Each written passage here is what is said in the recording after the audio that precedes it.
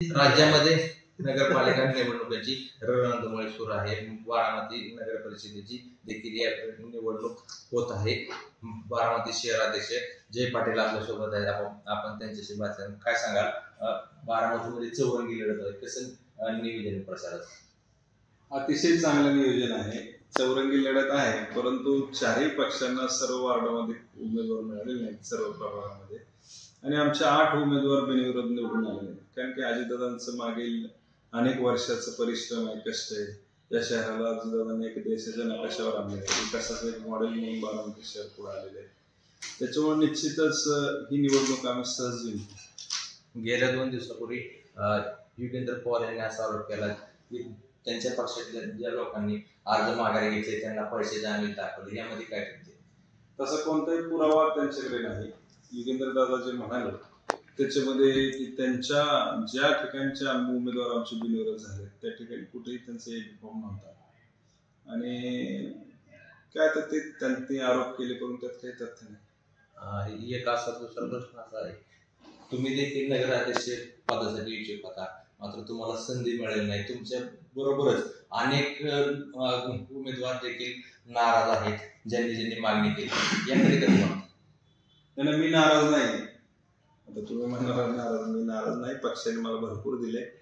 मला फार कमी वयामध्ये नगरसेवक म्हणून काम करण्याची संधी दिली, उपनगराध्यक्ष म्हणून काम करण्याची संधी दिली, वयाच्या 38व्या वर्षी पक्षाचा अध्यक्ष म्हणून काम करण्याची संधी दिली. निश्चितच ज्यावेळेस आपण सातत्याने 20 वर्ष काम करत असतो त्यावेळेस आपल्याला अपेक्षा असते की आपणही सर्वोच्च बारामती शहराच्या सर्वोच्च पदावरती आपण काम करावं.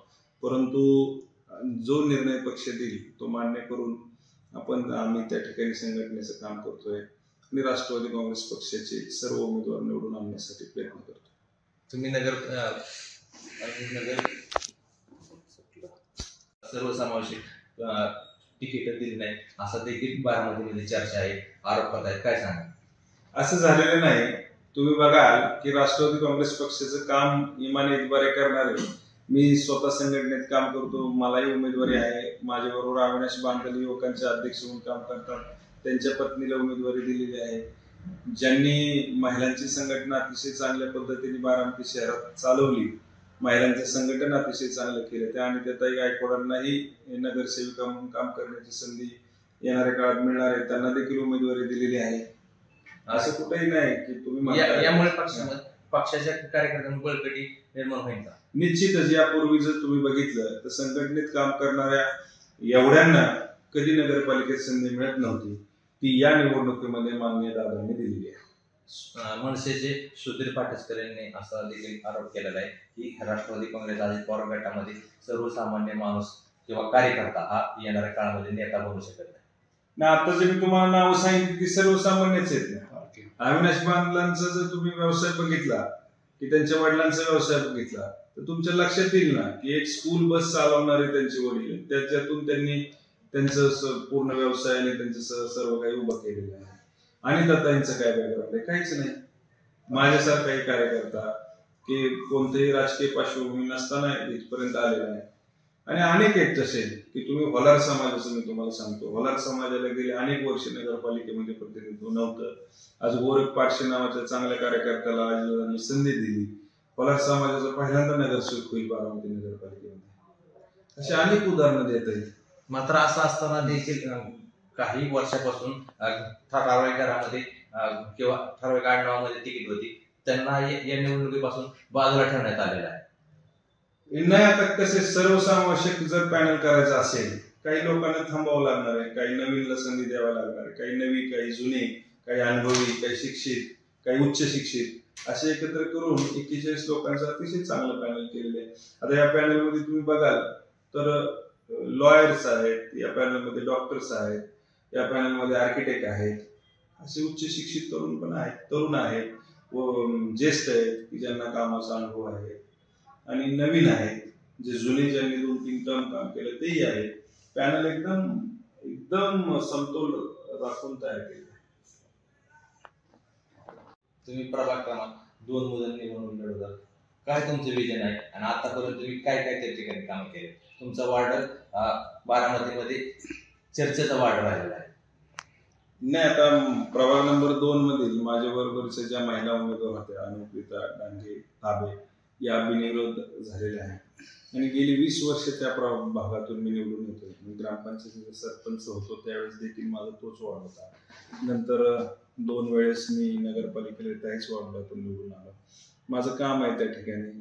आणि पूर्वी तांदवाडी ग्रामपंचायत होती, नंतर बारामती शहराच्या हद्दवाढ झाल्याच्या नंतर ते नगरपालिकेच्या हद्दीत आले आणि हद्दीत आल्यावर दादांनी शेकडो हजारो कोटीचा निधी त्या भागासाठी दिला आणि अतिशय चांगला आणि सुंदर परिसर जर बारामतीत कुठला असेल तर तो माझा प्रभाग आहे.